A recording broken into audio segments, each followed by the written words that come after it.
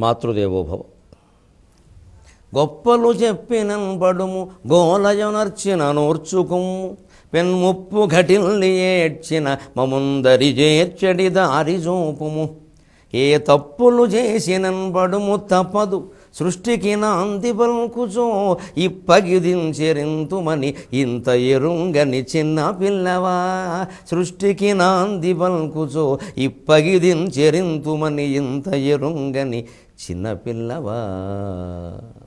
సంపాదించిన సంపదలన్నిటికీ త్యాగమే రక్షణ అని మనకు తెలియజేస్తూ ఉన్న మహాభారత కథాశ్రవణం కోసం ఎదురు చూస్తూ ఉన్న భక్తి టీవీ ప్రేక్షక మహాశయులందరికీ కవి బ్రహ్మ ఉభయ కవి మిత్రుడు తిక్కన సోమయాజి రచించిన ఆంధ్ర మహాభారతం ఆనుశాసనిక పర్వానికి సాగుతున్న సామాజిక వ్యాఖ్యలో 1540వ భాగానికి స్వాగతం పలుకుతున్నాం.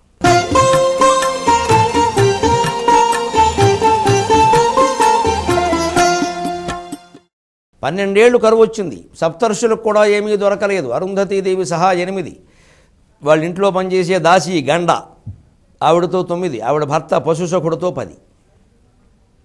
మనిషిని మనిషి పీక్కు తినేటువంటి పరిస్థితి. ఈ భయంకర పరిస్థితిని వాళ్ళు గంటలు కాదు, రోజులు కాదు, నెలలు తట్టుకున్నారు. వృషాదర్భి దేశాన్ని పాలించే రాజు వచ్చి సప్తర్షులు మీరు ఎలా ఉండడం భావ్యం కాదు, మీకు నేను బంగారం దానమిస్తాను, గోవులను దానమిస్తాను, నీ దానం మాకు అక్కర్లేదు, మేము అపరిగ్రహ స్థైర్యంలో ఉన్నాం, మేము మా నియమాన్ని తప్పం, మాకు అయాచితంగా ఏదన్నా దొరికితే తింటాం, లేకపోతే లేదు, నువ్వు వెళ్ళిపోమన్నారు. వాళ్ళ శక్తి అది. అప్పుడు వీళ్ళని పరీక్ష చేయడానికి ఇంద్రుడు స్వయంగా సునస్సఖుడు అనే పేరు మీద బ్రాహ్మణ కుమారుడుగా వచ్చాడు. మారు వేషాలు వేసే వాళ్ళందరికీ బ్రాహ్మలే లోకువ. నేను కూడా మీలాంటి వాడిని అంటే రావయ్యా మాతో పాటే చారు అన్నామన్నారు. ఆ చారు కూడా లేదు.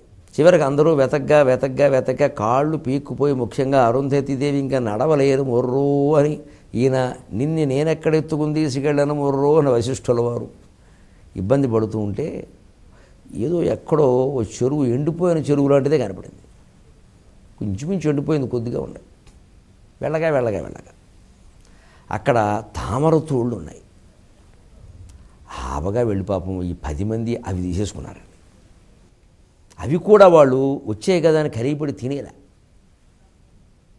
వీళ్ళ పంచభక్ష్య పరమాన్నాలు వండి అక్కడ పెడితే వడ్డించినట్టు నాకేస్తున్నారు పిల్లలు కొంతమంది. ఇలా చాలా దరిద్రపు లక్షణం అది. అన్నీ వడ్డించే వరకు ఆగాలి. కాస్త నీళ్ళ చొక్క చల్లి భగవంతుడికి నమస్కారం చేసుకోవాలి, నైవేద్యం పెట్టాలి. దేవుడికి నైవేద్యం పెట్టకుండా తినే తిండిని తిండి అన్నారు, గడ్డి అంటారు. పశువులు చేస్తాయి పని, మనం చేయకూడదు. ఈ భోజనం పెట్టింది భగవంతుడు. అన్ని మతాల్లోనూ ఉంటుంది. Give us our daily bread అంటారు వాళ్ళు కూడా. భగవంతుడికి నమస్కారం చేసుకుని తినాలి. పక్క వాళ్ళతో అందరితో కలిపి మొదలు పెట్టాలి. ఎవరి దారిని వాడు నాకేస్తే ఇంకేమిటి భోజనం. మనం అన్ని కడుపు నిండిన వాళ్ళం మనం ఇలా చేస్తాం. వాళ్ళు రోజుల తరబడి అన్నం లేని వాళ్ళు కూడా అప్పుడు దొరికితే సంధ్యావందనం చేసుకోవాలిగా, వైశ్వదేవం చెయ్యాలిగా. ఇదే ఇప్పుడు వైశ్వదేవమా ప్రాణం పోతుంటే అంతేనండి నియమం అని. ఆ తామరతోడు శుభ్రంగా కడిగి మట్టి లేకుండా చేసి ఉన్న నీళ్ళలోనే జాగ్రత్తగా ఓ చోట మళ్ళీ వాటిని ఏ తామరాకుల మీదో లేకపోతే అక్కడ దూరంగా దొరికిన అరటి ఆకుల మీదో పెట్టి అప్పుడు ఈ మొత్తం 10 మంది స్నాన సంధ్యావందనాలు పూర్తి చేసుకోవాలంటూ మొదలెట్టారట. ఏం విచిత్రమో ఇది.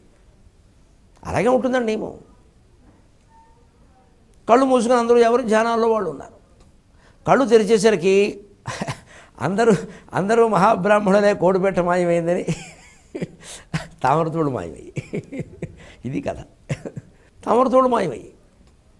ఎవరు ఇక్కడున్న 11 మందిలో ఎవరో ఆయనకి బయట నుంచి ఎవరు, ఇంత దూరం ఎవడొస్తాడు ఇక్కడ, అసలే కరువు, ఎవరు రావడు. ఇక్కడున్న 11 మంది. అప్పుడు అందరూ ఒకరికేసి ఒకరు అనుమానపు చూపురు. ఆకలి అటువంటిదండి, ఆకలి అటువంటిది. ఇప్పుడు ఒక్కసారి ఈ దేశంలో ఆకలితో బాధపడుతూ తిండి లేక, అలాగే నిద్రపోవడానికి చోటు లేక పాదచారుల మార్గంలో పడుకునే వాళ్ళు ఉంటేనే వాళ్ళ గురించి ఆలోచిద్దాం. ఆకలి ఎంత దారుణమైంది. సప్తర్షులు ఒకరినొకరు అనుమానించుకునే స్థితి వచ్చింది. వశిష్ఠుడు అరుంధతి లాంటి దేవి ఒకసారి ఏమన్నా ఏమిటంటే మీరు కూడా ఎలా మాట్లాడతారండి ఆవిడ. ఏం లేదు, ఏం చేస్తాం, ఆకలి అలా ఉందనండి. పాపం వాళ్ళు తలుచుకుంటే వాళ్ళ తపశ్శక్తితో పదార్థాలు సృష్టించగలరండి. ఇష్టం లేదంటే పడదాం. ఇదేమిటో ఏమిటి యోగంటే ఏమిటి? శుభాశుభ పరిత్యాగి. అది ఇది రెండు సమానం. మనం ప్రయత్నం చేయొద్దు, రాని ఏదో వస్తుందో. అది పోయింది, ఇప్పుడు వచ్చింది. ఇప్పుడు ఒక చిత్రం అండి, మనకి నీతి నేర్పడం కోసం ఇక్కడ ఒక చిత్రమైన మాట జరిగింది. కథ గొప్ప మలుపు తిరిగింది. సరే, ఒక్కొక్కరు ఒట్టు పెట్టుకున్నాం. తామరతూళ్ళు దొంగతనం చేసిన వాళ్ళందరూ మహాపాపాలు చేసినట్టే లెక్క. ఒక్కొక్కరు చెప్పండి అలాగా. నేను చేయలేదు అని ఒట్టుపూర్వకంగా చెప్పండి, ఒట్టేసి చెప్పండి. అంటే కశ్యపుడు అన్నట్ట, సభలో తీర్పు సరిగ్గా చెప్పకుండా పక్షపాతం చేసిన వాడు చెప్పినవాడు ఎలాంటి నరకానికి పోతాడో తామరతూళ్ళు దొంగిలించి ఉంటే నేను ఆ నరకానికి పోతా అన్నట్టు. అత్రి మహర్షి అన్నట్ట, పడుకున్న గోవుని తన అవసరాల కోసం బలవంతంగా లేపడం కోసం తన్నినవాడు, గో తాడనం చేసినవాడు ఏ పాపానికి పోతాడో తామరతూళ్ళు దొంగిలించి ఉంటే నేను ఆ పాపానికి పోతానన్నట్టు. జమదగ్గిన మహర్షి అన్నట్ట, ఇస్తేనమ్మా వాయనం పుచ్చులు కొంటున్నమ్మా వాయనం అన్నట్టుగా ఒకే చీరతో అటు ఇటు తిప్పేసి నోములు చేసేస్తారే కొంతమంది. వారికి ఏమో పెట్టాం, వారికి ఇచ్చిన దానం మళ్ళీ పుచ్చుకోవడం, పుచ్చుకున్న దానం మళ్ళీ ఇవ్వడం, మన వాళ్ళకే దానాలు ఇచ్చేసేసుకోవడం. ఈ దరిద్ర పనులు చేసిన వాళ్ళు ఏ పాపానికి పోతారో తామరతూళ్ళు దొంగిలిస్తే నేను ఆ పాపానికి పోతానన్నట్టు. భరద్వాజుడు అన్నట్ట, గురువును వంచిన శిష్యుడు ఏ పాపానికి పోతాడో తామరతూళ్ళు దొంగిలించి ఉంటే నేను ఆ పాపానికి పోతాను. గౌతముడు అన్నట్ట, మద్యపానం చేసి మహత్తరమైన నేరాలు చేసిన వాడు ఏ పాపానికి పోతాడో నేను ఆ పాపానికి పోతాను తామరతూళ్ళు దొంగిలించి ఉంటే అన్నట్టు. విశ్వామిత్రుడు అన్నట్ట, ఉద్యోగులను సరిగ్గా చూడని యజమాని, వాళ్ళని బాధలు పెడుతూ ఉన్న యజమాని ఏ పాపానికి పోతాడో నేను ఆ పాపానికి పోతాను అన్నట్టు. ఇంత గొప్ప ధర్మాలు ఉన్నాయి భారతం. వశిష్ఠుడు అన్నట్ట, అమ్మాయిని అమ్మేసిన వాడు, కన్యాశుల్కం తీసుకున్నవాడు ఏ పాపానికి పోతాడో నేను ఆ పాపానికి పోతాను తామరతూళ్ళు దొంగిలించి ఉంటే అన్నట్టు. అరుంధతీదేవి అందిట, ఆడవాళ్ళు గ్రహించండి అమ్మ, అరుంధతీదేవి చెబుతోందమ్మా, నేను కాదు. అత్తగారిని తిట్టిన కోడలు ఏ పాపానికి పోతుందో నేను ఆ పాపానికి పోతానని చెప్పింది.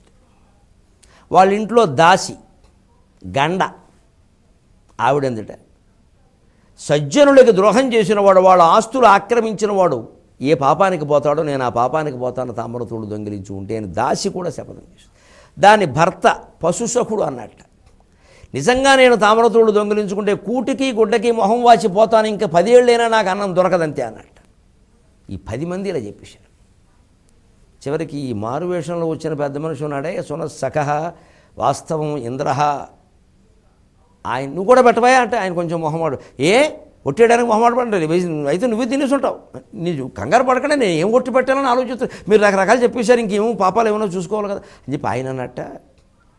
సాలంకృతమైనటువంటి కన్యని వేదవేత్త అయిన విప్రుడు కన్యాదానం చేసిన వాడు ఏ గతికి పోతాడో ఈ తామరతూళ్ళు తిన్నవాడు ఆ గతికి పోతాడన్నట్టు. అందరూ పట్టుకున్నారు మేడం, నీ దుంపదేగా, మేమంతా పాపాలు చెబితే నువ్వు పుణ్యం చెప్పేమిటే, సాలంకృతమైన కన్యని వేదవేత్త అయిన విప్రుడికి దానం ఇచ్చిన వాడు బ్రహ్మలోకానికి ఎడతాడయా, శాశ్వత బ్రహ్మలోక నివాస సిద్ధ్యర్థం, అది పాపం ఎలా అవుతుంది, పుణ్యం కానీ డొంక తిరుగుడుగా మాట్లాడుతూ ఉంటా. అవునండి, ఇప్పుడు డొంక తిరగాలండి, కథ మలుపు తిరగాలి, మీకు చెబుతున్నా, నేనే ఆ తామరతూళ్ళు తీశాను అన్నట్టు వీడు. అందుకే వాడు ఏమన్నాడు, ఆ గదికి పోతాడు, వాడు పుణ్యం వస్తుంది.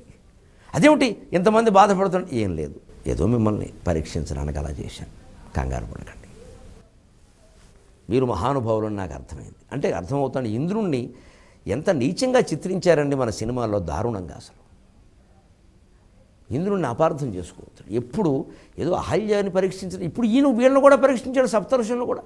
అందరినీ పరీక్షించాక ఫలాలు ఇవ్వడం ఇంద్రుడి బాధ్యత. ఆయన chief controller of examinations university భాషలో చెప్పాలంటే, సమగ్ర సంతృప్త పరీక్ష నిర్వహణ అధికారి. ఆయన బాధ్యత ఏం చేస్తారండి, ఇంద్రుడిని ఏదో ఎంత నీచంగా చిత్రిస్తారండి సినిమాలో, పనికిమాలిన వాళ్ళు ఆ వేషాలన్నీ వేసేసి జోకర్ల చేత ఇంద్రుడి వేషం వేయిస్తారు. ఇంద్రుడు అంత లోకువా, దేవేంద్రుడు అండి. అసలు వేదాల్లో దేవేంద్రుడి గురించే ఉంది, శివుడు విష్ణువు గురించి ఎక్కువ లేదు. అంతా దేవేంద్రుడు మయం వేదాలండి. ఇంద్రస్తుతి, ఇంద్రుడు అంత గొప్పవాడు, రూమ్యం చేసి పారేశారు ఇక్కడ. ఇంత గొప్పవాడు ఇంద్రుడు, పరీక్ష చేస్తాడు ఖచ్చితంగా, లేకపోతే వాళ్ళ గొప్పతనం లోకానికి ఎలా తెలుస్తుంది. అసలు నియమం అంటే ఏమిటి, అది పరీక్షకు గురికాందే, పరీక్ష పెట్టిందే చదువుకి సర్టిఫికెట్ ఇవ్వరు కదా, యోగ్యతాపత్రం. మరి పరీక్ష పెట్టకుండా తపస్సుకు మాత్రం ఫలం ఎలా ఇస్తారండి. పార్వతీదేవికే వచ్చింది పరీక్ష, శివుడే మారువేషంలో వచ్చాడు. అందుకని వచ్చానండి, మీరు నెగ్గారు అని ఈ మాట చెప్పి ధర్మ ఇదయ్యా కథ. అపరిగ్రహం వల్ల ఇంత గొప్పతనం ఉంది. సప్తఋషులు కూడా అంత పరీక్షకు తట్టుకున్నారు. దాంట్లో సందర్భంగానే వీళ్ళ ఒట్లు పేరు మీద ఏవి పాపాలో కూడా చెప్పాను ధర్మరాజా, అవి చేయకుండా ఉంటే సరిపోతుంది.